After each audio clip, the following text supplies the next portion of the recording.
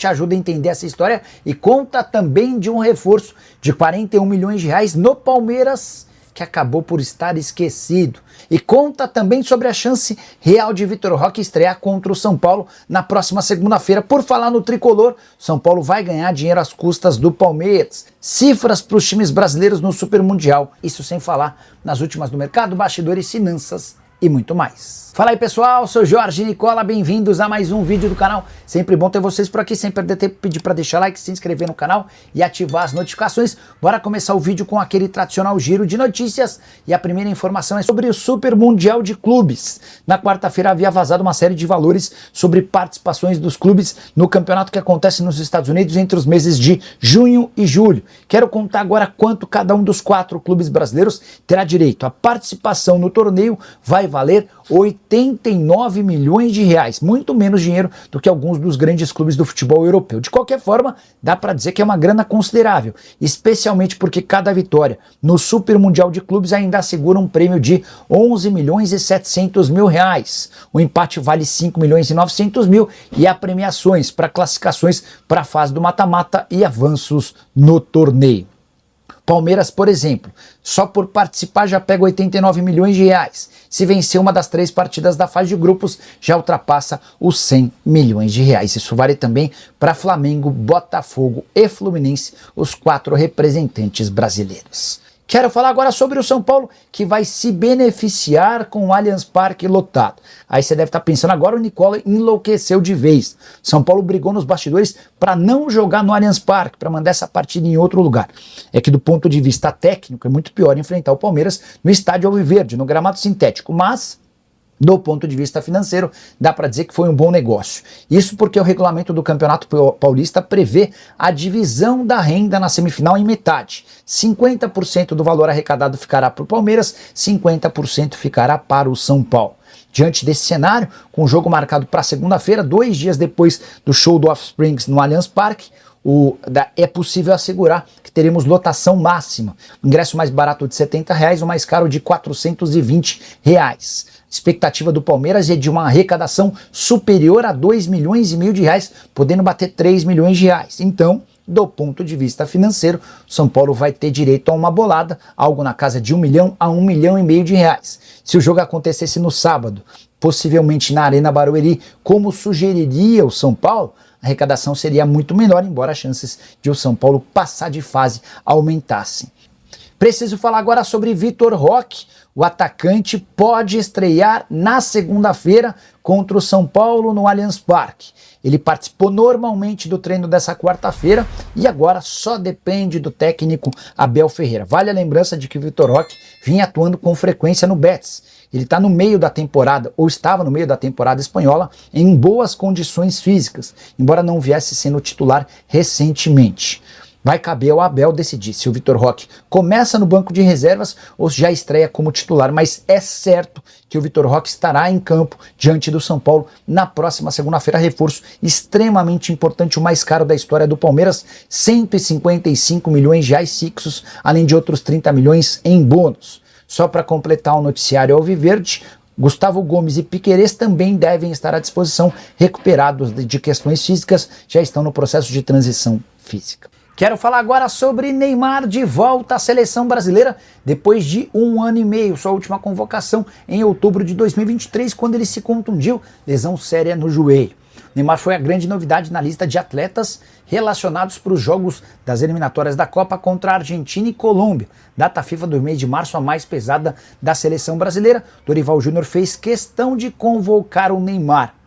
Retorno relativamente justo, levando em consideração o bom nível que ele tem apresentado com a camisa do Peixe. Já são 3 gols e 3 assistências. Tem sido o melhor jogador do Santos no Paulistão. Outras novidades da lista de convocados, os 23 atletas. Wesley, jogador da lateral direita do Flamengo, nunca havia sido chamado para a seleção principal. Matheus Cunha também está de volta, dessa vez como meio atacante para concorrer com o Neymar, possivelmente para ser reserva do Neymar.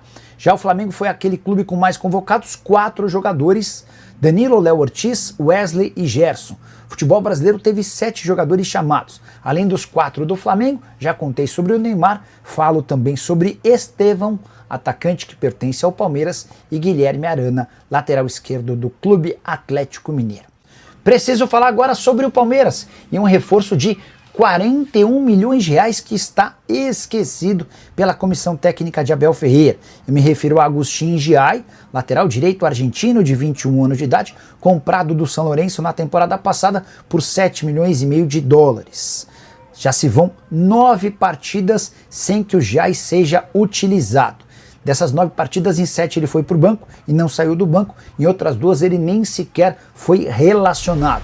Jogador que perdeu a posição para Marcos Rocha e Mike, que tem se revezado na condição de titular. Importante lembrar que quando da contratação do Giai na temporada passada, o Abel teve participação, aceitando e dando a volta para que o negócio avançasse. Grande pergunta que fica agora é: o que fazer com o Giai? Só 21 anos de idade, difícil imaginar que esse investimento de 7 milhões e meio de dólares possa ser recuperado, mas existe a expectativa de que ele possa ganhar pelo menos mais alguns minutos antes de uma negociação. Você usaria o Giai ou preferiria Mike e Marcos Rocha? Use o espaço para comentário e registra a sua opinião, beleza? Fabinho Mancha, membro do canal do Nicola, que esteve no nosso futebol para membros no fim do ano. Nicola, boa noite. Sobre Thales Magno no Palmeiras, você tem alguma informação? Wesley do Internacional pode voltar ao Palmeiras? Não tem essa possibilidade. Wesley, inclusive, agora dá para dizer que o Wesley é jogador do Inter. O Inter havia comprado 50% dos direitos econômicos do Wesley por 8 milhões de reais, 7 milhões e alguma coisa, e não tinha pago nada. Quando agora da transferência do Wanderson do Inter para o Cruzeiro, o Inter conseguiu o abatimento da dívida e ainda vai receber mais 4 milhões de reais do Cruzeiro para que o negócio saia, tá? Mas o Wesley fica no Inter e, se for vendido, será vendido para o exterior. Muito bons os números do Wesley com a camisa colorada, o melhor momento dele por lá. Sobre Thales Magno, pelo que eu entendi até agora, não passou de uma especulação de pessoas de influenciadores, torcedores e gente que cobre o Palmeiras. O Veloso foi o primeiro a tratar sobre o tema. Eu lembro de estar participando do Donos da Bola e contar lá, ainda com o Fernandinho. Falei, Fernandinho, não me surpreenderei se o Thales Magno não ficar. Não faz sentido o New York City estender o contrato de empréstimo por alguém que não é titular absoluto. O Veloso na hora levantou os olhos e falou, esse caberia muito bem com a camisa do Palmeiras. Mais recentemente, na semana passada, o Neto chegou a dizer que o Thales Magno está muito chateado com a situação de reserva e que não deve ficar, tá bom? Se existe um time ridículo em Libertadores, esse time se chama Esporte Clube Corinthians Paulista, é vexame atrás de vexame, cê é louco. Verdão vai superar segunda-feira. Boa noite, Nicola. Vitor, para mim, a lógica indica uma final entre Palmeiras e Corinthians, Corinthians e Palmeiras. Eu acho que o fator mando de campo vai ser determinante para essas semifinais. Semifinal disputada em jogo único, com o Corinthians enfrentando o Santos na Neoquímica e com o Palmeiras enfrentando o São Paulo no Allianz Parque. O Santos e o São Paulo só se classificam se vencerem fora de casa ou se empatarem e levarem a decisão nos pênaltis com vitória nas penalidades máximas. Fala Nação Alviverde. Hoje o assunto não é sobre tática, contratação ou título, é muito mais sério. O atacante Luigi, uma das joias da nossa base, foi vítima de racismo durante o jogo contra o Cerro Porteño pela Libertadores Sub-20. O Palmeiras não ficou calado, identificou o torcedor racista e agora cobra punição. Mas tem um problema grave. No Paraguai, racismo não é considerado crime. Isso mesmo, em pleno 2025, ainda existem lugares onde esse tipo de atitude nojenta não tem consequências legais. Hoje vamos falar sobre o que aconteceu, o que o Palmeiras fez e o que a Conmebol precisa fazer para que casos como esse não fiquem impunes.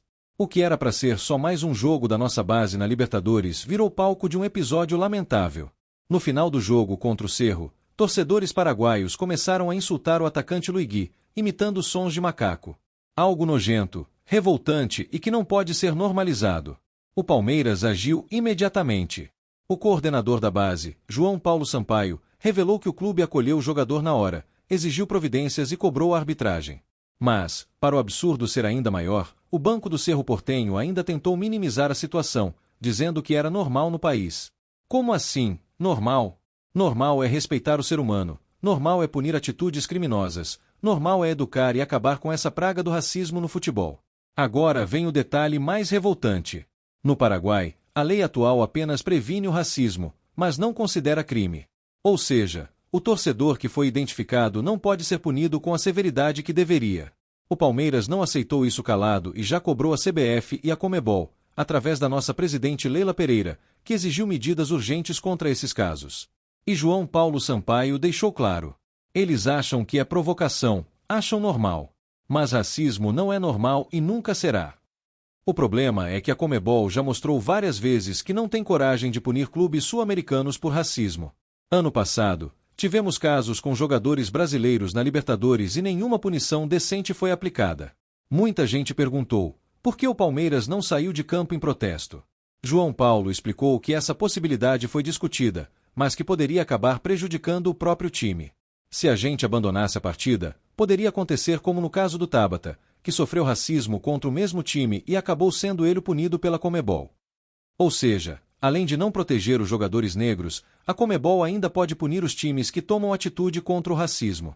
É um absurdo total. Então, a estratégia do Palmeiras foi expor o caso, garantir que a transmissão mostrasse a denúncia e pressionar a Conmebol para que tome uma atitude concreta. Diante da gravidade do caso, Leila Pereira entrou no circuito e começou a cobrar pessoalmente os presidentes da CBF e da Conmebol. O Palmeiras quer que o Cerro seja punido e que, daqui para frente, qualquer caso de racismo seja tratado com severidade e sem espaço para desculpas esfarrapadas. Se uma torcida invade o campo, o time perde mando de campo. Se uma torcida joga objetos no gramado, o time leva multa. Agora, quando tem racismo, o que acontece? Nada. Isso precisa acabar. O Palmeiras fez a sua parte. Identificou o torcedor racista, denunciou o caso e agora pressiona por uma punição séria. Mas e a Conmebol?